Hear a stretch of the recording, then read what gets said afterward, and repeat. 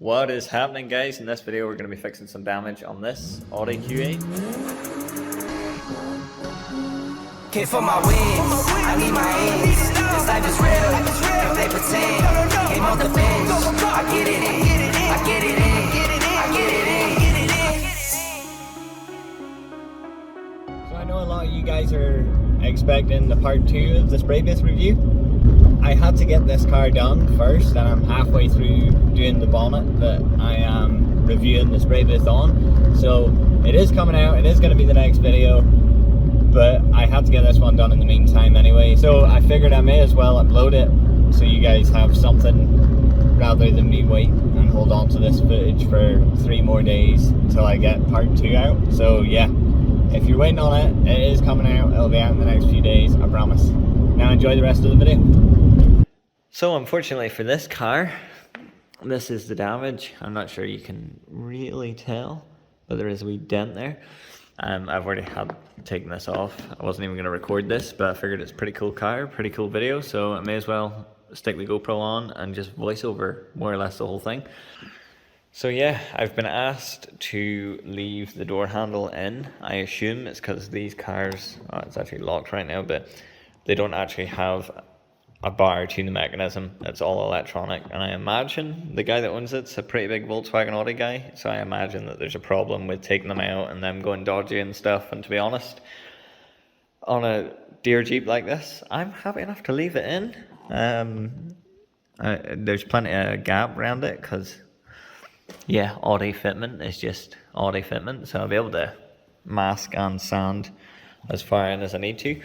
And it's a pretty big gap here, so it shouldn't be dry in behind the handle. So yeah, I'm just going to fire the GoPro on and start prepping and voice over more or less all of the rest of this video.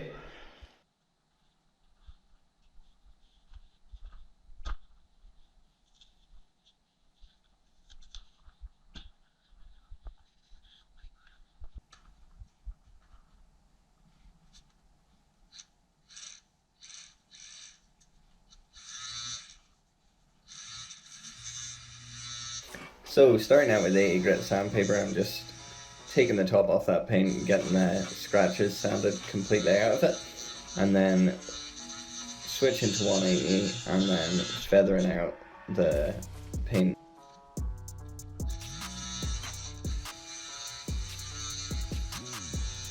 There wasn't too much damage, but it was kind of over because of where it was at, because it's so close to that body line, and you can't have a big build up of filler along that edge where it meets the plastic trim that goes around the wheel edge.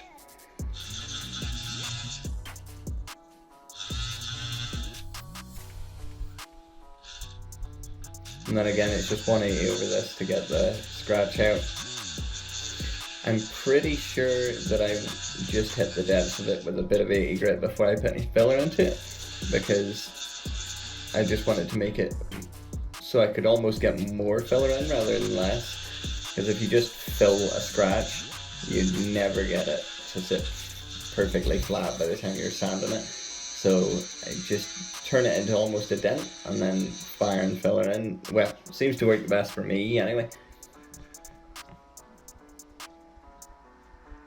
Again, there's a body line actually on them trims that I've got to try and get back into it, and it's far easier to sand filler than plastic, so having a recess for the filler to go into is always better. Now, as you can see, I didn't have a filler board, an onion board, and it was quite late at night when I started into this, so there was no chance of me getting them on, and I just wanted to get it done, so I'm using the box for a spring. Luckily there's not too much filling to do, so it wasn't too bad, but yeah, don't judge me on my filler board in this video.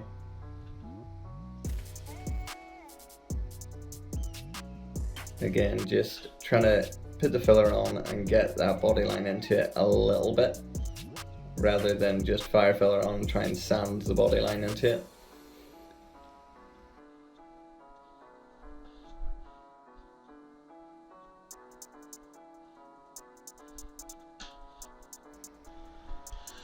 And grab the heat gun. There was a cut there, I'm not even sure if you guys would have noticed that, but there was a cut there where I'd let it dry off a good bit, and I was just hitting it with the heat gun just to make sure it was fully dry so it didn't just gum up the sandpaper. You gotta be careful using the heat gun around anything plastic anyway. Again, 80 grit just to take the top off, so you're not sanding with the block for ages.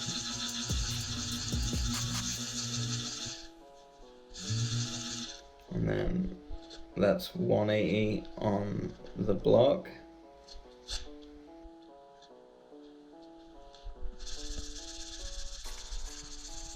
When I filled this, I just had to be careful to try and keep the filler away from that body line, because there was no damage actually on the body line, and if you put filler over it and then sand it off, you are taking some of the paint with it, and it just makes it more awkward. My goal was to get it as flat as possible. I didn't want to have to put 5 coats of primer to try and get it leveled out. I wanted to finish this up to 320 grit. I think I actually grabbed a 320 disc because I didn't have any 320 for the long block. But I wanted to finish it in 320, thin the primer out, get it on there, and I was blocking it the next day, and I was just blocking it with 500 grit, and I just wanted it to be as flat as possible rather than try and use the primer and increase the chances of shrink back and things like that, or solvent pop where the primer hadn't dried fully. Because I was in a rush to try and get this car back to the owner, hence me working on it late at night. I'm just hitting it with some 180 grit here. 80 grit is pretty harsh for plastic. Even 180, if you can avoid using 180 on plastic, it stops it going furry, but when you're sanding filler, 180 is really the starting point. So I'm just using 180 to take the round the edge of the filler off. You're not looking to finish it with the DA, you're just to avoid sanding with the block for too long. And that's 180 on the block. At this point, I'm just trying to feel to see where that body line is that runs up around the arch. You don't want to lose that body line towards the top of the arch anyway. And as you can see, it is sand one flat, then the other flat, not try and go over the curve. You're trying to leave where the body line's supposed to be. Try and not sand that bit. It's kind of hard to describe on a voiceover, but again, me and my spring box. Now, at this point, I will point out it is very, very good to make sure you're using a clean spreader, because in a second or two you're going to realize, I'm going to realize that I never cleaned any of the old filler off the spreader. I just broke it off and cracked on, and as I start putting it on here, you'll see me start dragging the little bits of the dried filler through it and then fighting with it. You can see I'm wiping, trying to get the worst of it out. Again, it was late at night, and I was trying to get this done as quickly as possible to go home. So again, don't judge me. So yeah, you can see I'm just trying to drag all the little bits that I'd accidentally put into it.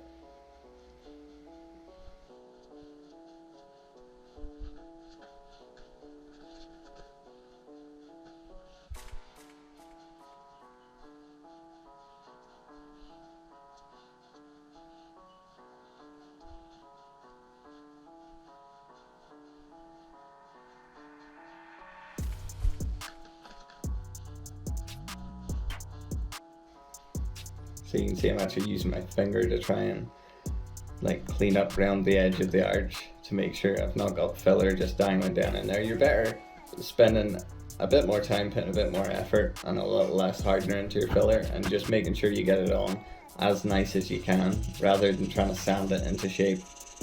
Although like anything's fixable, if you do put too much on or you do end up getting it somewhere that it shouldn't be, you know, it is fixable, but ideally you want to get it on as smooth as possible and in all the right places and far away from any body lines or little crevices that it's going to be a nightmare to get it back out of.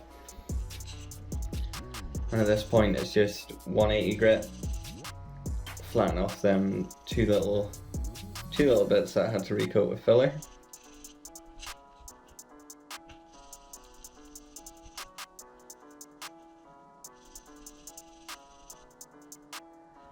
I'm trying not to go too far into the door jamb there for a good reason, and you'll see when I'm masking, but I try to keep the primer out of the door jamb completely. That way when you do come to do your base and clear, you don't have to rely on it getting in and covering the bits that the primer's got to, and obviously if there's 180 scratches in there, you're going to have to prime over it regardless. Again, just feeling it up, making sure that body line is following the right path, because it doesn't matter how much primer you put on it, you can't move the body line. Once it's in the filler, it's in it. And then just again finishing up to 320 grit.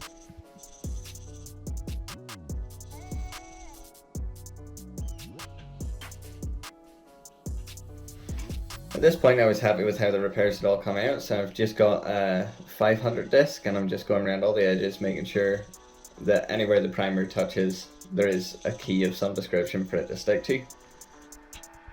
Again, I want to keep this repair as small as possible, especially on the quarter where we're actually doing up to the body line rather than painting the full quarter over the ABC pillar. And the less base I have up around that handle as well, the better.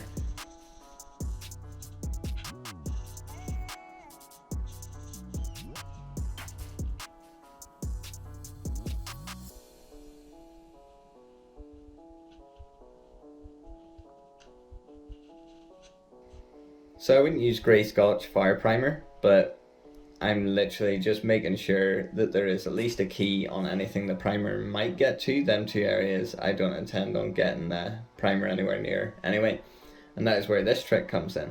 So instead of using the door foam, which allows the paint to go in and leaves it a line inside the door jamb, I use J-tape no edge, which is far more expensive, but for little jobs like this the cost really doesn't matter.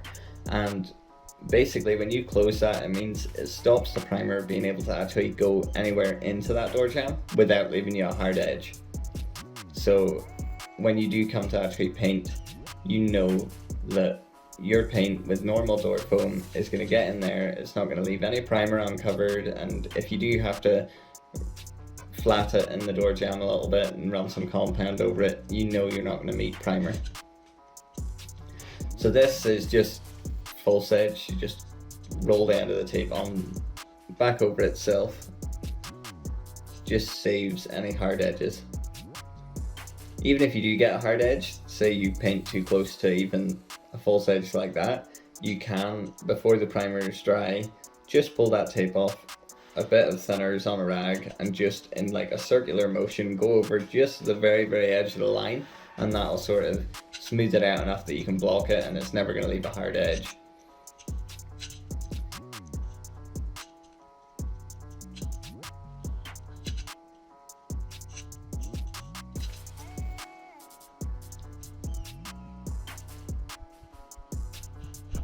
Always make sure that the masking plastic is the right way up.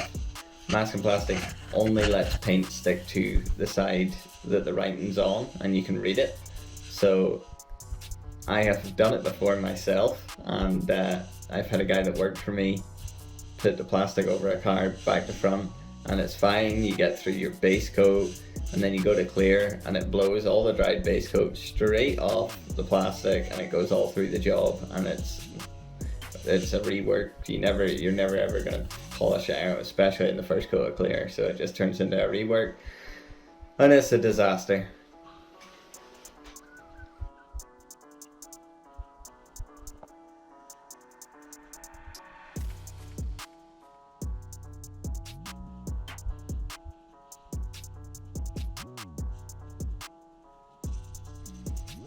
Again, I'm actually using the grey Scotch to get all the grounded dirt off the inside of that trim, and then just hitting it with 500 because, as I say, the primer is going on this very thin, and I don't want to 180 any further than I already have to try and keep a little bit of a blend in the bottom of that trim. So just 500 all around that top part. And then the same with the other trim.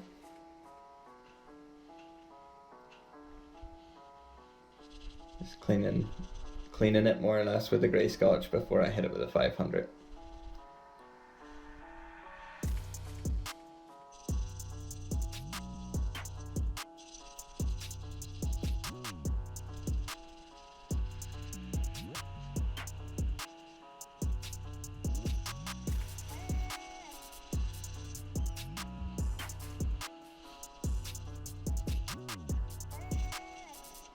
It's important as well to take note of when you're masking these kind of things. It's easy to mask that off the car, put your primer on, and then when you put it back up to the car, if you see the back trim actually goes down into the bumper.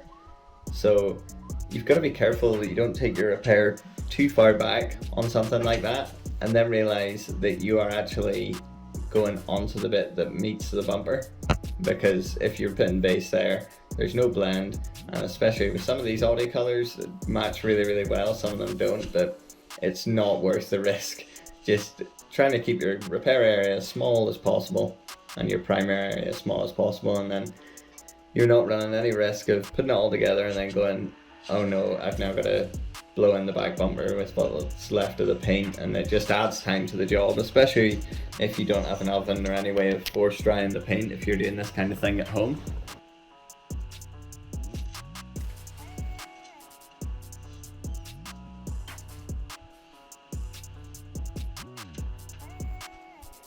This is me just going over, double checking anywhere, any edge that even the factory clear sort of builds up on. There's always like a shiny line. It looks like almost there's a sausage of clear along the edge, and then there's a shiny line that runs on the inside of it. I'm just making sure I've knocked that down, I've got it out of it, because when we've got our clear on, we don't want an even bigger build up than factory onto it.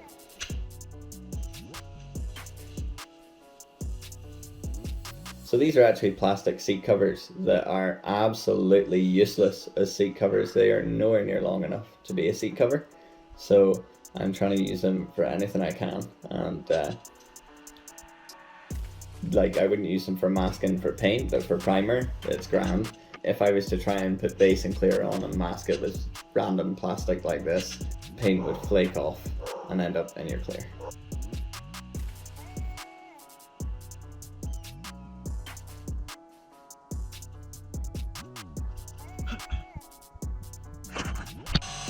So we've mixed up some primer, and I cut all that out to try and shorten this video down.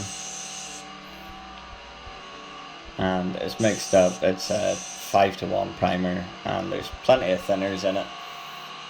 Just, I'm not looking for this to really fill anything, more just seal the edges of where I've broke through the paint and where I've put the filler on, and fill up the 320 grit scratches. So the first coats, I think I cut out another, the last coat of this as well, but the first coat, as you can see, has gone on super light.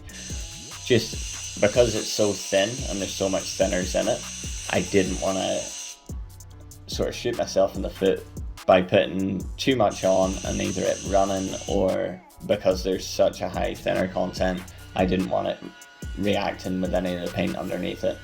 I mean, this car had factory paint on it, so I don't see it reacting, but it's always good, just your first coat nice and light, and then I'm flashing it off with a heat gun, just trying to smash this job out as quickly as possible.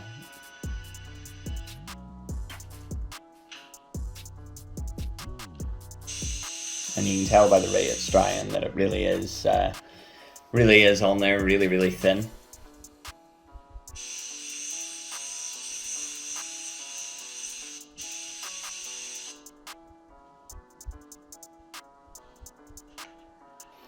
So you don't want to overheat when you're using the heat gun. It's really easy to just boil the primer straight back off it. You're more or less using it just like you would air to flash something off, only it's quite cold because it's late at night at this point, and I'm just trying to get a bit of heat into the panel at the same time.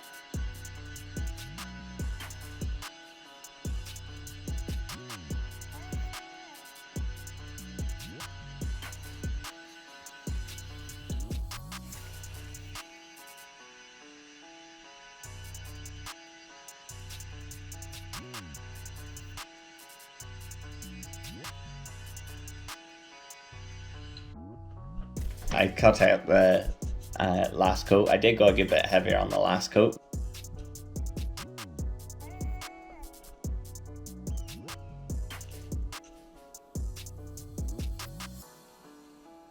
So you can see how that false edge worked around the primer area.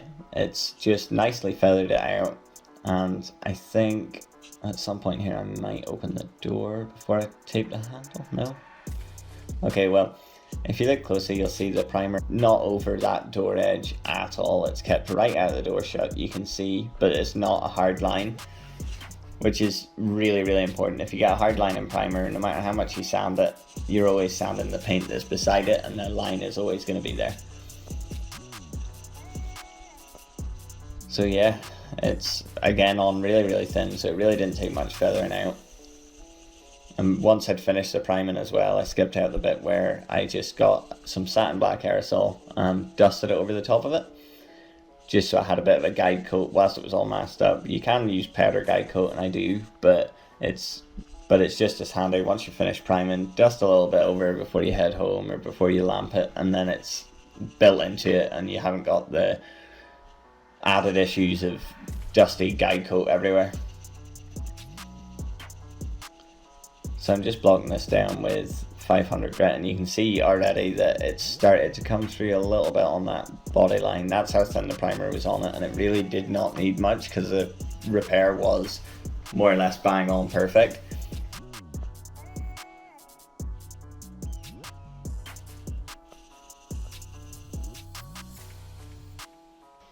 I'm actually using a block that was a long block, but it was like a foam long block that I'd never used for anything, and I cut it in half and I used one end of it. For things like this, it's just handy because you know you're able to round that edge a little bit with the flexibility of it, and you're able to bend it back on itself to get the curve of inside the arches and stuff. So although it does look kind of stupid, it does work. I mean, this primer does change colour a good bit as you sand it, so you don't really need a guide coat, but if you get a pinhole or something like that that's full up with dust, then you sort of do want something darker to show you where that pinhole is. Now luckily there was no pinholes or anything on this. As I say, I tried to get it as perfect as possible before we put the primer on. Now if you get to this stage in a repair and you do have a pinhole, it's not the end of the world, depending on what size of a pinhole it is. If it's just a tiny little thing, you can buy stopper filler. Mipa do a really, really good one actually. It dries really fast, and it's just like a 1K filler. You just smear it in, it's like a toothpaste tube, and 5 minutes later it's hard enough to sand. So yeah, just feathering out that primer edge with the 500.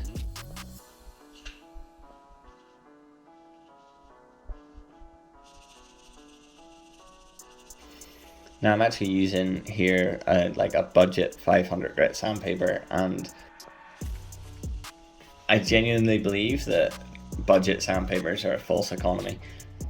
You use so many more sheets of sandpaper buying £15 a box rather than buying £30 a box, and you're changing them all the time, and if you're anything like me and I'm pretty disorganized, they just end up all over the floor and it's just a nightmare. Whereas some of like the Cubitron, I think they're called 3M ones, you'll put a sheet of 500, it would have done that whole job start to finish, and then you'd have been blowing it down with the airline and putting it back in the box.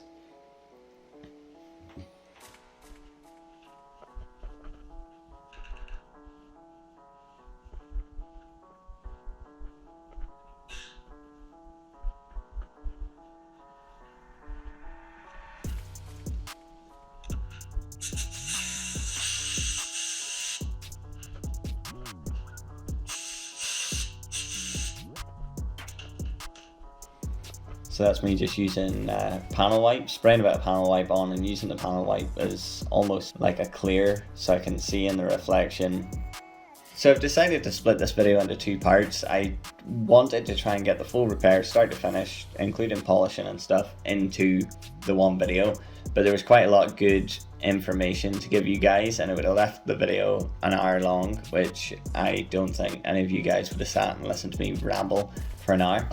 So I've split it into 2 parts. So the next video, it's actually going to be part 2 of this, and then the following day get the spray booth review out. If you guys could smash the like, subscribe and hit the notification bell, that would be sick. I'll see you guys in the next one.